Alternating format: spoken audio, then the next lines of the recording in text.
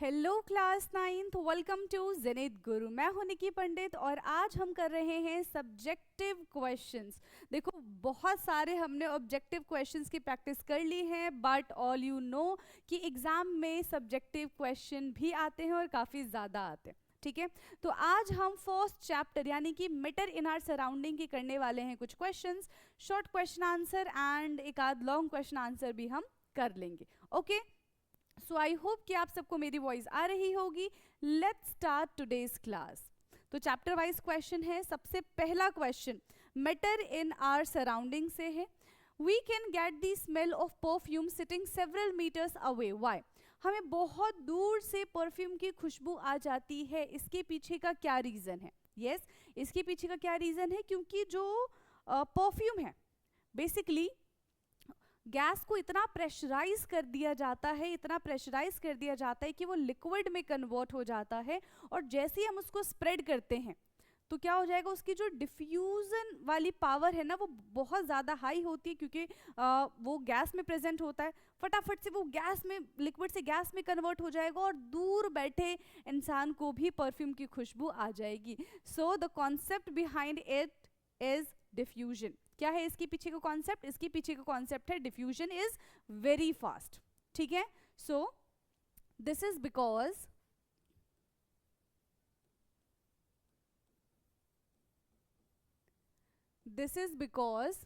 ठीक है, किसकी वजह से होगा? This is because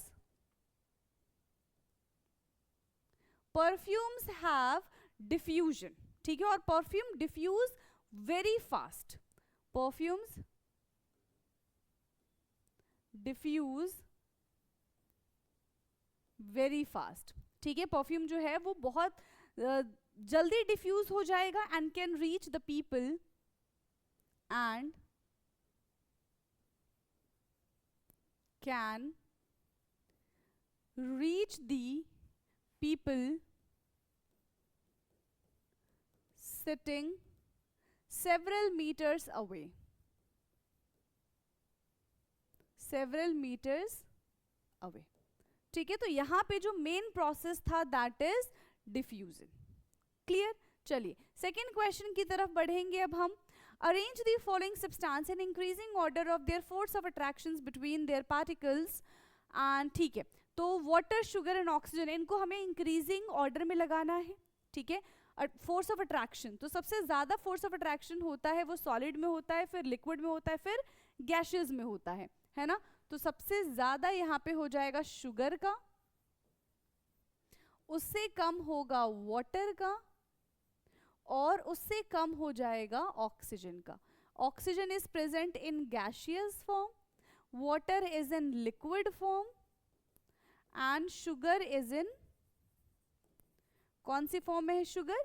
solid form में है। क्लियर? इजी थे ये तो question. Now third question, name the state of water at 100 degree Celsius, 0 degree Celsius and 4 degree Celsius. इन तीनों पे हमें बताना है कि वाटर का स्टेट कैसा रहेगा।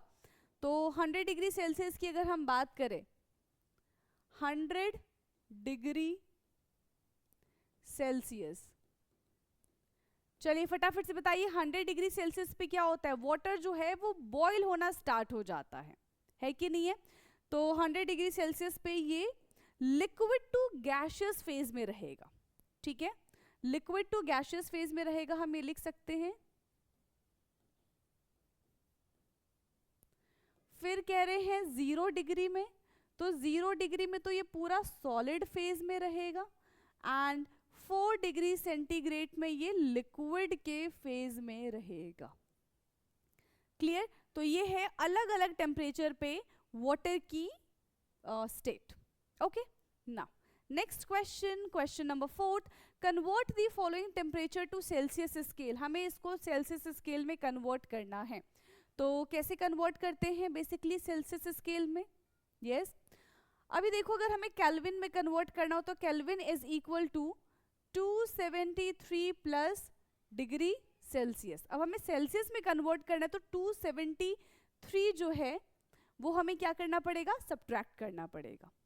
ओके, चलिए, तो ये बन जाएगा हमारा डिग्री सेंटीग्रेड में अगर कन्वर्ट करना है तो 273 माइनस के, तो ये हो जाएगा 273, और यहाँ पे कुछ उल्टा लिख दिया क्या, वो उधर जाएगा, k माइनस हो जाएगा, k माइनस 273 है, सो k इज 300 माइनस 273। तो फटाफट से बताएंगे 300 माइनस 273 कितना बचेगा, 10 में से 3 जाएंगे 7, और ये 9 में से 7 जाएगा 2, तो यानी कि 27 डिग्री सेंटीग्रेड हमारा आंसर आ जाएगा फर्स्ट वाले का।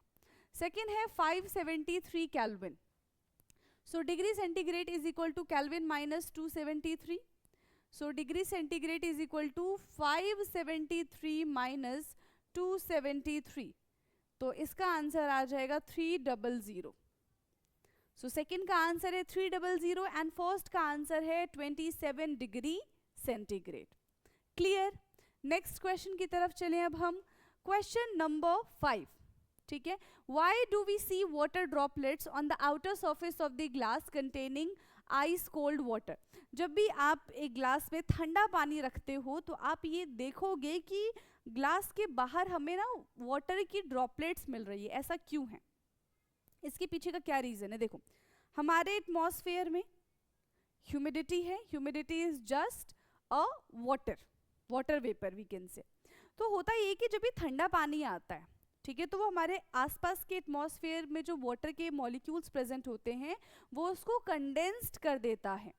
तो जो गैसियस फेज में प्रेजेंट है वाटर, वो कंडेंस्ड होकर लिक्विड फॉर्म में आ जाते हैं, और वही लिक्विड के ड्रॉपलेट्स हमको ग्लास के चारों साइड दिखाई देते हैं। क्लियर है। So if we take some cold water, ठीक है, तो कोल्ड वाटर लेंगे तो हमें वो दिखाई देगा, because of water vapor present in air comes out in the contact with the cold water and get condensate। ठीक है, तो यहां पे हम डायरेक्टली आंसर लिख दें, ठीक है। we see water droplets, we see water droplets on the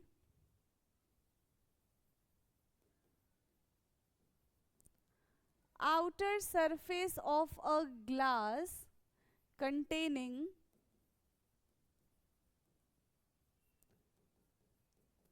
ice cold water,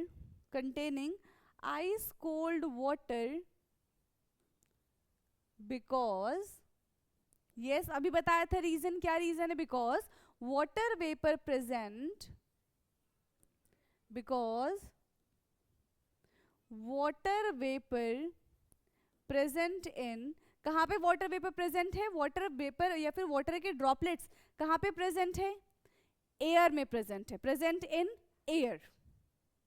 clear है, present in air, water vapour present in air come contact with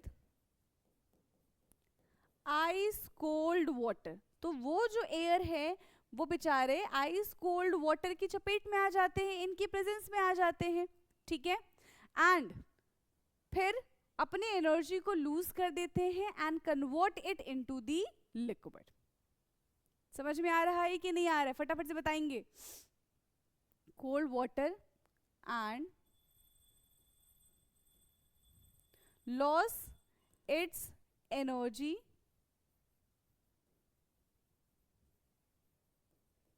and convert it into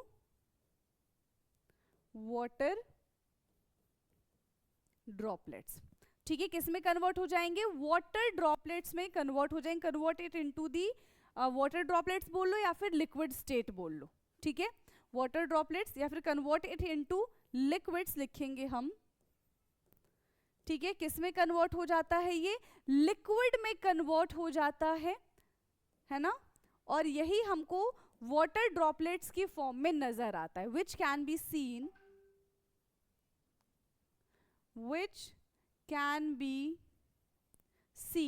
as a water droplets, है ना, which can be seen in the form of water droplets and which can be seen in the form of water droplets. Clear है? Yes, तो यहाँ पे condensation का process लगा है. Next question है हमारा question number 6. So question 6 is a piece of chalk can be broken into small pieces when hammered, but it is not possible in case of iron bar. तो चौक को जैसे ही हम हैमर करेंगे वो पीस में ब्रेक हो जाएगा, but if we apply same thing for iron bar तो वो चीज नहीं होगा. Why? Just because of their force of attraction. The force of attraction between the chalk particles is not as much as strong, ठीक है, as in iron bar. yes, clear है कि नहीं है? तो यहाँ पे हम ये बोल सकते हैं कि the force of attraction between the particle of the chalk is lesser as compared to the iron bar. ठीक है? The force of attraction between the particles of chalk is lesser. जो फोर्स ऑफ अट्रैक्शन है चौक के particles के बीच में वो कम है, hence it could be easily broken down. Hence it could be easily broken down into the pieces. ठीक है, जिसकी वजह से वो easily pieces में break down हो जाता है on hammering. जैसे ही उस पे हम हैमर से मारते हैं. Whereas सेम चीज अगर हम किसके बारे में बात करें, whereas when we talk about the iron bar, the intermolecular force of attraction, और on other hand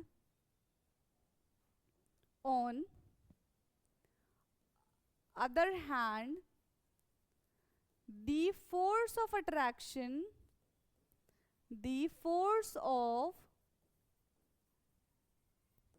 attraction between the particle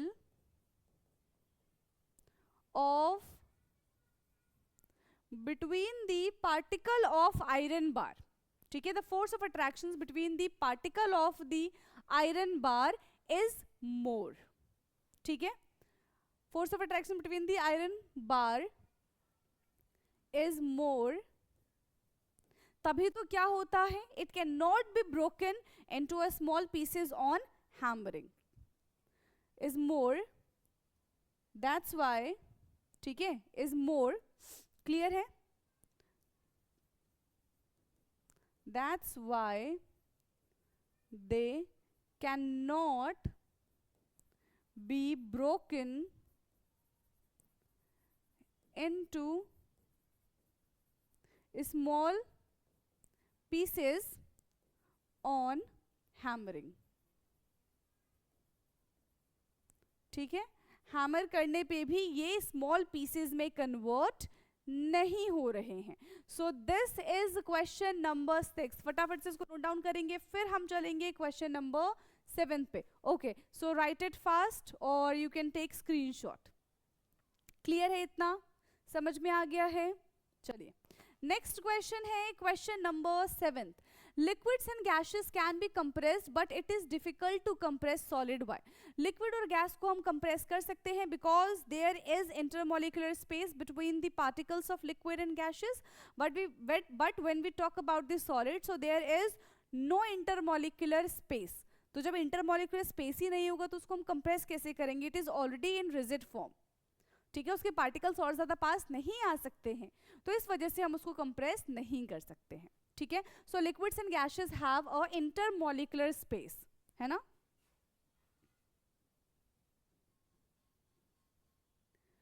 liquids and gases have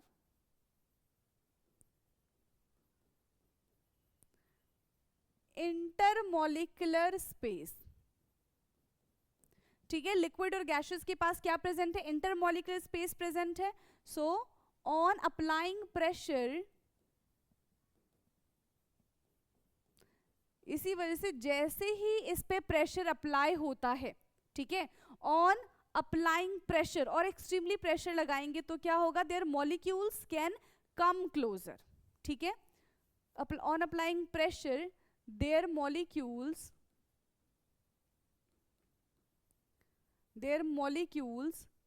come closer, उसके जो मॉलिक्यूल्स है वो क्या हो जाएंगे, पास पास आ जाएंगे, मिनिमाइजिंग देयर स्पेस, है ना, come closer, minimising their space, उनके बीच उनके पार्टिकल्स के बीच का जो स्पेस है वो कम हो जाता है। But in case of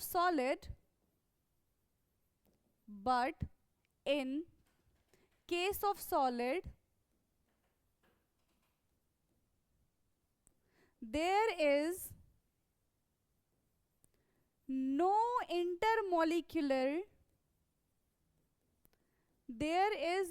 intermolecular space between the particles, ठीक है, there is no intermolecular space between the particles, so it cannot be compressed, so it can't be compressed, we can say it can't be, तो हम इसको compressed नहीं कर पाएंगे। So this is all about question number 7, फटाफट से इसको note down करेंगे, फिर हम चलेंगे क्वेश्चन नंबर 8 पे। तो ऑलमोस्ट हमारे पास 10 क्वेश्चंस है, ठीक है, शॉर्ट क्वेश्चन आंसर में, इसको नोट डाउन करते हैं, क्लियर है। चलिए नेक्स्ट क्वेश्चन की तरफ चलें अब हम। Now question number 8, it is advisable to use pressure cooker at the high altitude, ठीक है, प्रेशर कुकर का यूज क्यों किया जाता है हाई एल्टीट्यूड पे। तो हाई एल्टीट्यूड पे बेसिकली होता क्या है कि जैसे जैसे हम ऊपर जाते हैं तो प्रेशर जो है वो डिक्रीज हो जाता है, ठीक है, प्रेशर डिक्रीज हुआ, जो वाटर है ना वहाँ पे बहुत फास्ट, यहाँ पे हम बोल सकते हैं कि वाटर जो है बहुत फास्ट बॉईल हो जाता है ना, बहुत इजीली वेपर में कन्वर्ट हो जाता है वो, जिसकी वजह से खाना बनाने में प्रॉब्लम होती है। तो एक प्रेशर उनको क्रिएट करना पड़ता है, that's why they use cooker, ताकि वो प्रेशर क्रिएट हो और वहां पे अच्छे से खाना बन पाए, ठीक है। So at higher altitude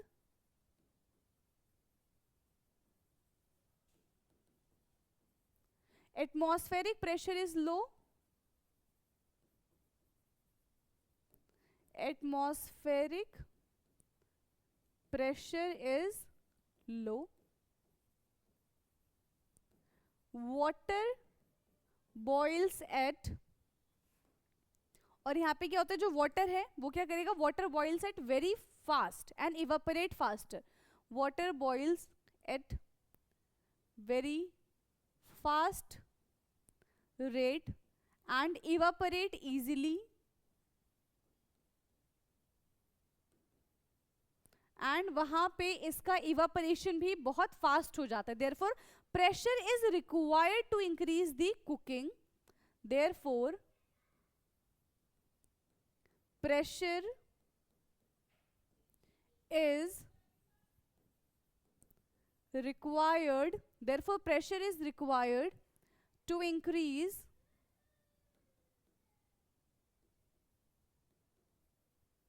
pressure is required, ठीक है, to increase the cooking process, to increase the cooking process, right, pressure is required to increase the cooking process and this is done by the pressure cooker, and this is done by the pressure cooker, ठीक है, और ये किसके through done होता है, ये pressure cooker के through done होता है, which increase the pressure inside the container, which increase the pressure inside the container,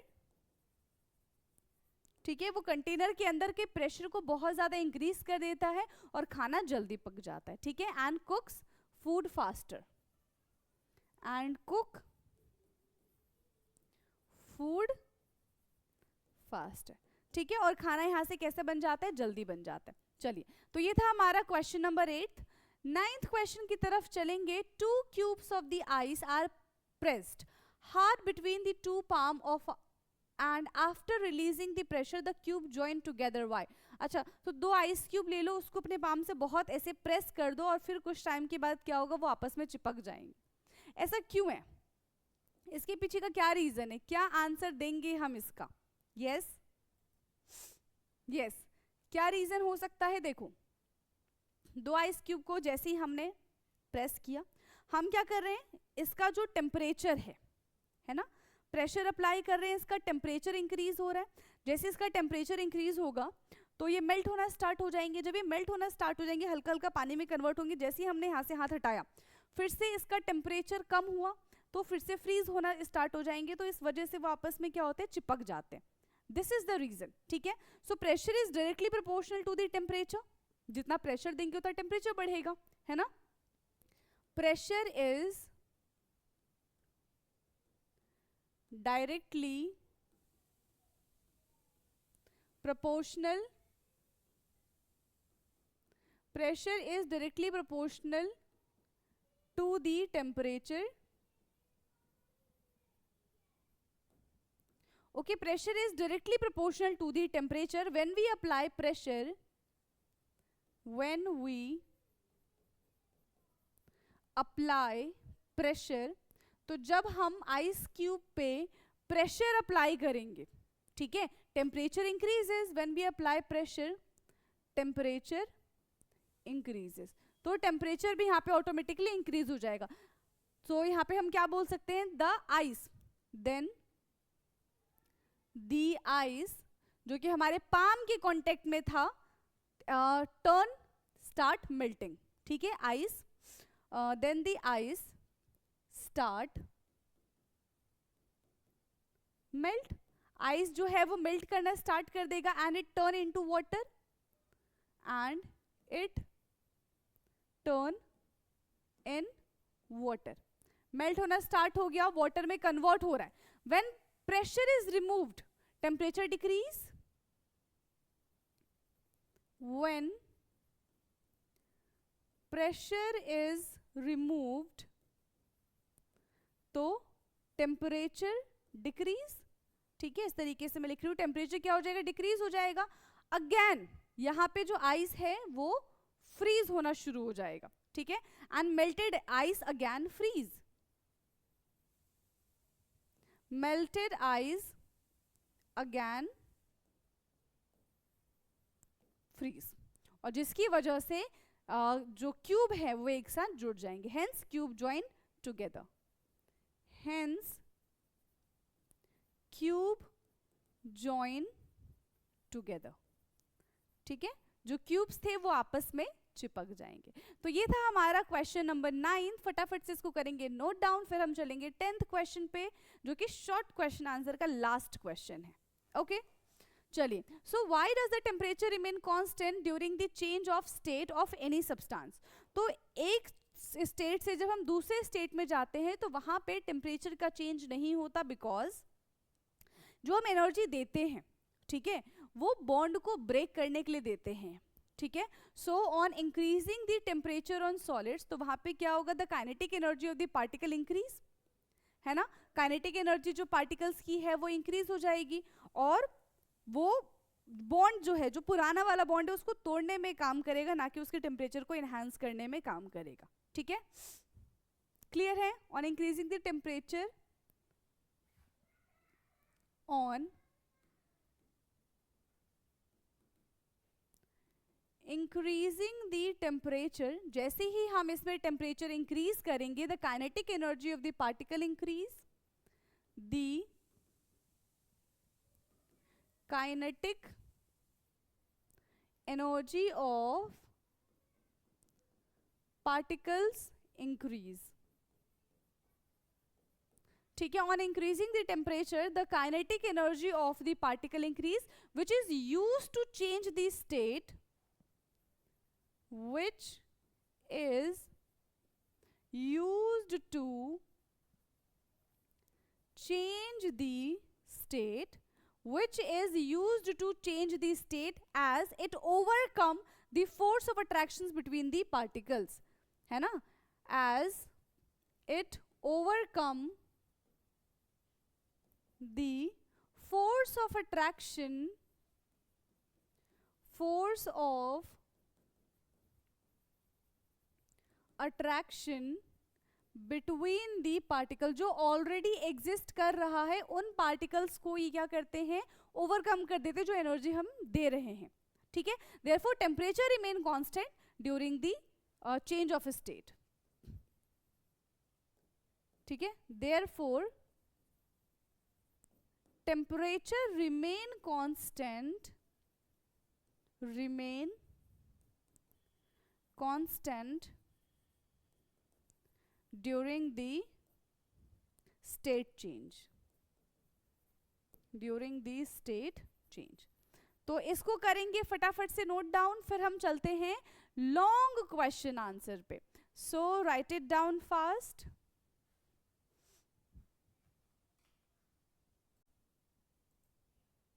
okay, so अब यहाँ से हम स्टार्ट करने वाले हैं लॉन्ग क्वेश्चन आंसर. यहाँ पे टोटल 10 क्वेश्चन आंसर हमने कंप्लीट कर लिए हैं, सारे के सारे थे शॉर्ट क्वेश्चन आंसर. ओके, चलिए. सो लॉन्ग क्वेश्चंस में सबसे पहला क्वेश्चन क्या है हमारा, give reason a gas fills completely the vessels in which it is kept. तो इसके लिए हमको रीजन देना है कि ऐसा क्यों होता है कि किसी भी हम वेसल में जब गैस को रखते हैं तो वो पूरा का पूरा वेसल कैप्चर कर लेता है. तो रीजन क्या है, because the force of attraction between the particles of gases are very less. तो वो रेंडमली मूवमेंट करते हैं और जितना उन्हें एरिया दिखेगा वो उस सारे के सारे एरिया को क्या कर लेंगे, कवर कर लेंगे. क्लियर है इतना. चलिए, तो ए का आंसर हम क्या लिखेंगे, a gas fills completely the vessel in which it is kept, because the force of attraction, because the force of attraction between the particle of gases or particle of gas are very less. ठीक है, जो force of attraction है gas के particles के बीच में वो कैसा है, बहुत ज़्यादा कम है. सो द पार्टिकल जो है, ठीक है, the particle filled vessels are free to move in all direction. ठीक है, so the particle in the vessel are free to move and fill the vessel. और वो उस पूरे वेसल को क्या करते हैं, कंप्लीटली फिल कर देते हैं.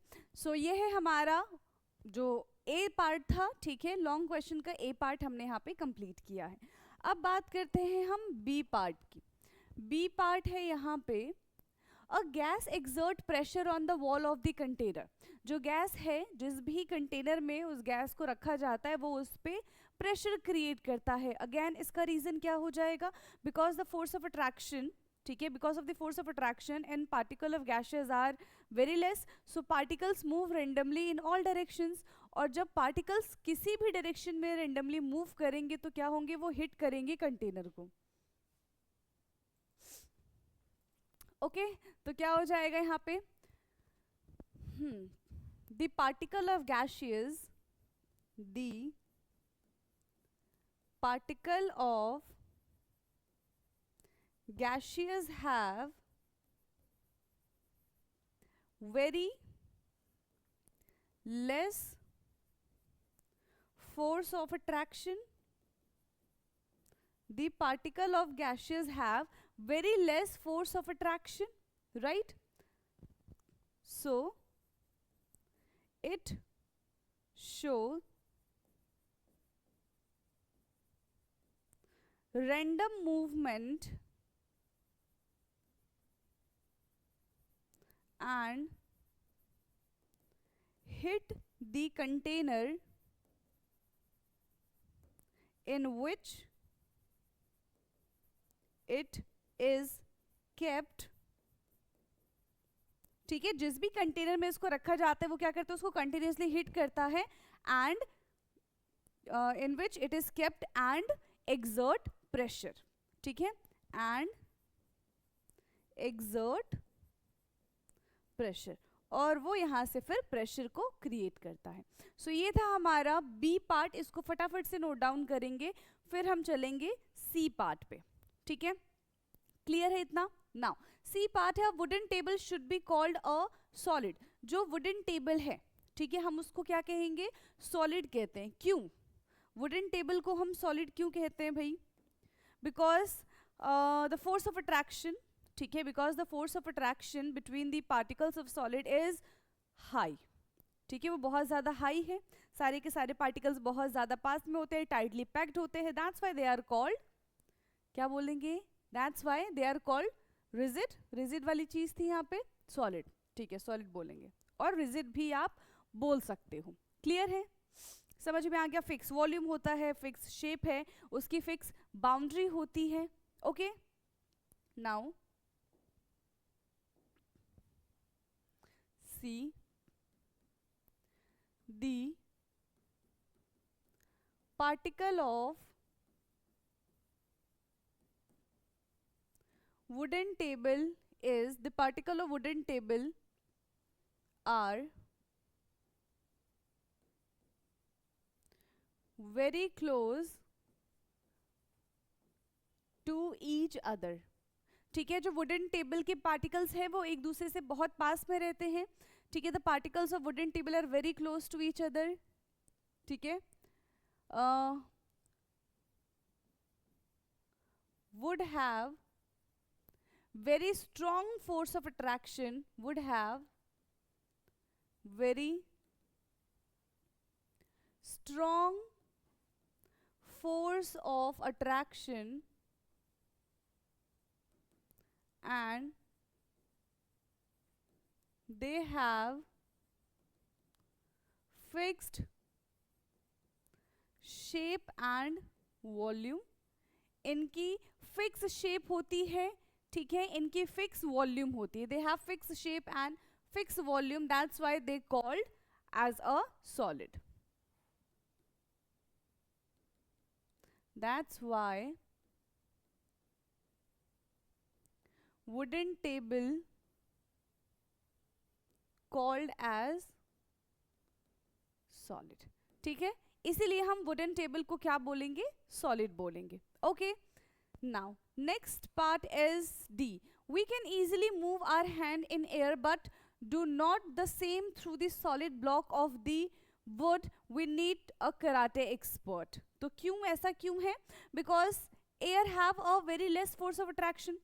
तो वहाँ पे हम easily अपने हाथ को move करा सकते हैं, but in solid there is a high force of attraction. तो हम इजीली अगर हमने कोशिश की भी वहां पे मूवमेंट करने की, तो हो सकता है कि हमारे जो हाथ है, ठीक है, उसका बोन ही क्रैक हो जाए, राइट? तो उसके लिए हमको कराटे एक्सपर्ट की जरूरत पड़ेगी. क्लियर है? सो इसमें हम क्या लिखेंगे, डी वाले में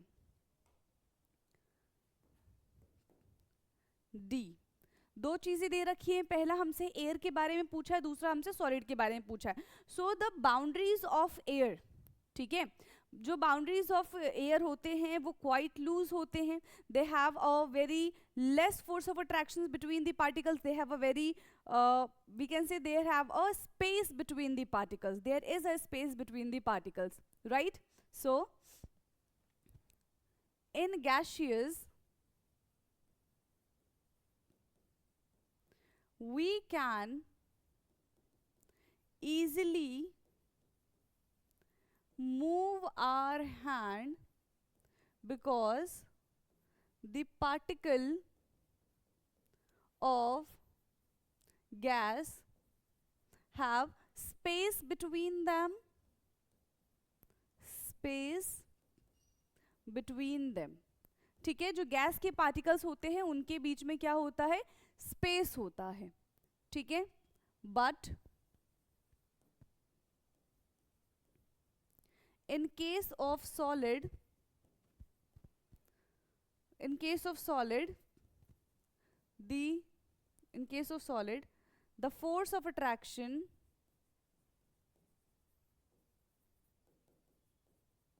is very high, the force of attraction is very high. ठीक है, सॉलिड में फोर्स ऑफ अट्रैक्शन कैसा हो जाएगा, बहुत ज्यादा हाई हो जाएगा. So we can not move our hand easily, so we can not move our hand easily. तो वहां पे हम अपने हाथ को इजिली मूव नहीं करा सकते हैं. So we will need a karate expert. So we will need, हमें इसके लिए क्या चाहिए होंगे, कराटे एक्सपर्ट चाहिए होंगे.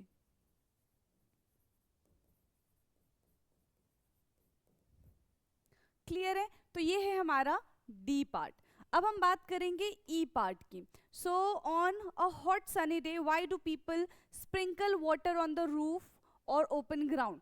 तो जब बहुत ज़्यादा गर्मी पड़ती है तो हम क्या करते हैं, अपने छत को, बालकनी को, ठीक है, अपने गार्डन एरिया में पानी डालते हैं शाम के टाइम. तो हम ऐसा क्यों करते हैं, क्योंकि देखो छत है चाहे गार्डन है, अभी बहुत ज़्यादा गर्म होगा, just because of the hot sunny day की बात की थी तो उस वजह से.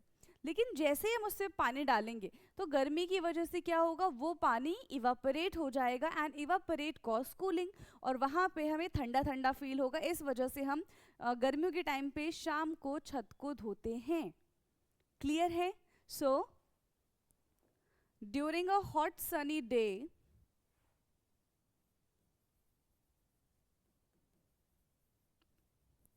ड्यूरिंग अ, ठीक है, during a hot sunny day the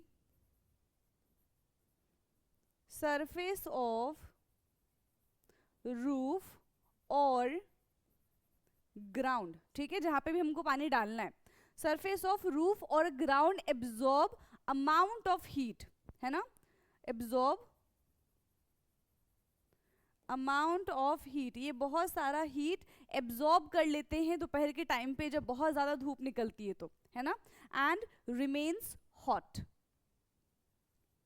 end remains hot. और जैसे ही हम इसे पानी स्प्रिंकल करेंगे, on sprinkling water, on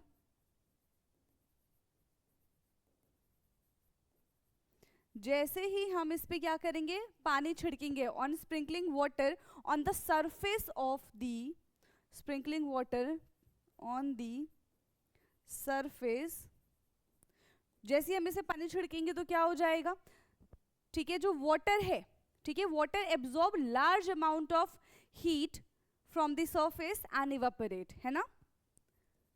the water absorb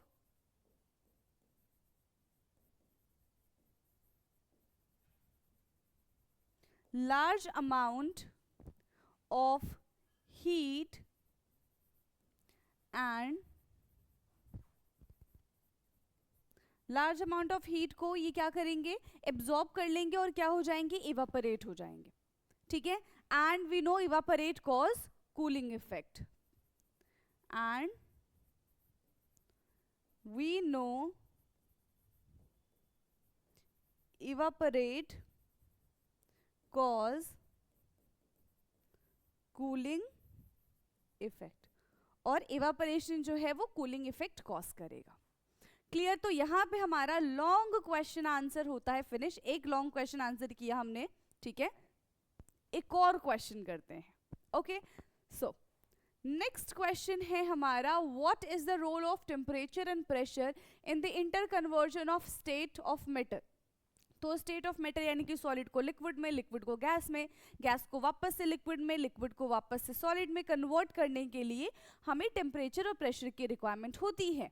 yes, सो किस तरीके से टेम्परेचर और प्रेशर हेल्प करते हैं इंटर कन्वर्जन में? So basically temperature and pressure play a crucial role in the interconversion of state. Yes, लिखेंगे हम यहाँ पे temperature and pressure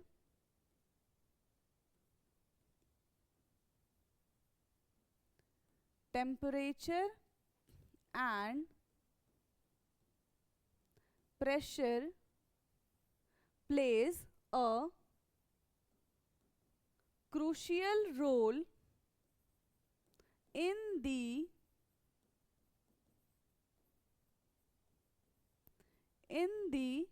interconversion of state of matter, interconversion of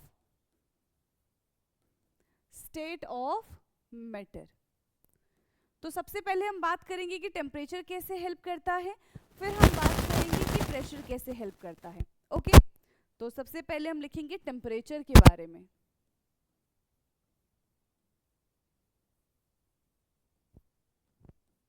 temperature क्या होगा भाई? टेम्परेचर में जैसे ही हम टेम्परेचर इंक्रीज करेंगे, ठीक है, हम किसी सब्सटेंस को, मान लो सॉलिड को हमने टेम्परेचर दिया, तो उसकी पार्टिकल्स के बीच में जो इंटरमॉलिक्यूलर स्पेस होगा, ठीक है, वो क्या हो जाएगा? ब्रेक हो जाएगा और वो सॉलिड से लिक्विड में कन्वर्ट हो जाएगा. और हमने उसको टेम्परेचर दिया तो वो लिक्विड से किस में कन्वर्ट हो जाएगा? गैसियस में कन्वर्ट हो जाएगा. तो इस तरीके से टेम्परेचर देने से, टेम्परेचर इंक्रीज करने से इंटर कन्वर्जन होता है. ठीक है, सो इंक्रीजिंग द टेम्परेचर, है ना, इंक्रीजिंग द टेम्परेचर, यहाँ पे क्या हो जाएगा? हम उसके पार्टिकल्स को एनर्जी दे रहे हैं, उनकी काइनेटिक एनर्जी बढ़ जाएगी. ठीक है, सो when we increase the temperature, when we increase the temperature, the substance, मान लो सॉलिड है, the substance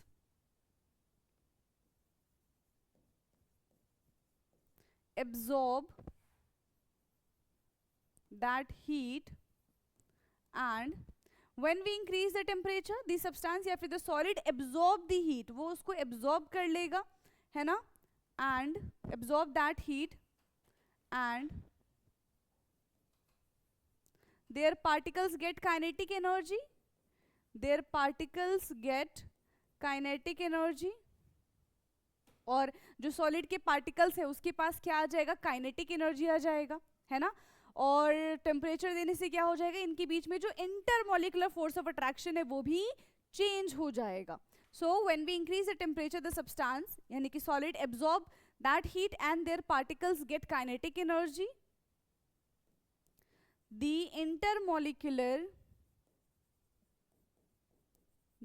intermolecular force of attraction, force of attraction between the particle, the intermolecular force of attraction between the particle change and it convert from solid to liquid, solid to liquid, और वो solid से liquid में convert हो जाएगा. ठीक है, if we give further heat to liquid, if we give further heat to liquid, then it overcome the force of attraction between the particle again. ठीक है, force of attraction between the particle, ठीक है, overcome the force of attraction between the particle and convert it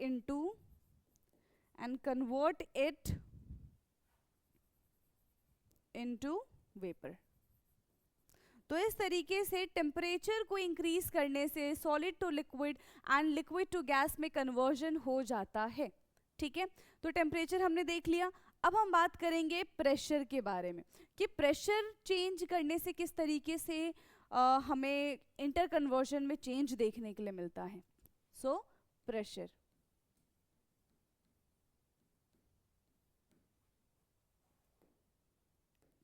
So when we increase pressure, ठीक है, जब हम यहाँ पे प्रेशर को इंक्रीज करेंगे, ठीक है, when we increase pressure, the particle of substance come closer. तो जो सब्सटेंस के पार्टिकल्स हैं वो कैसे आ जाएंगे, वो पास पास में आ जाएंगे, ठीक है, and due to this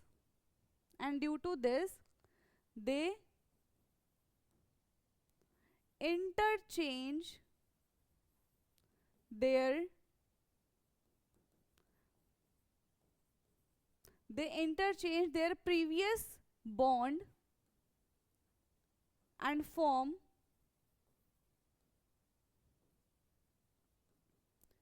another bond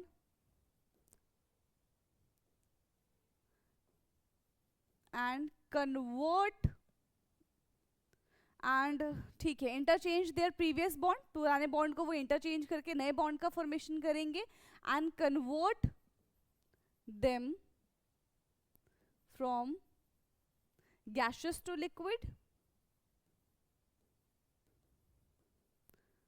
और लिक्विड टू सॉलिड. अगर लिक्विड में है तो वो किस में कन्वर्ट हो जाएगा, सॉलिड में कन्वर्ट हो जाएगा, और लिक्विड टू सॉलिड. तो ये प्रेशर की वजह से यहाँ पे हमें चेंज देखने के लिए मिलेगा. तो इसी के साथ हमने क्या किया है, मैटर इन आवर सराउंडिंग के कुछ short question answer and 2 long question answer किए हैं फॉर प्रैक्टिस पर्पस. इसी तरीके से आपको अपने एग्जाम में लिख कर आना है, ठीक है. आप इन क्वेश्चंस की भी प्रैक्टिस कर सकते हैं. बाकी ही जैसे इस चैप्टर का हमने किया वैसे ही बाकी सारे चैप्टर्स के भी हम सब्जेक्टिव के क्वेश्चंस करेंगे. तो आई होप कि सारी चीज़ें आपको क्लियर हुई होंगी एंड बाकी का discussion will do in next class. तब तक के लिए पढ़ते रहिए. Thank you so much.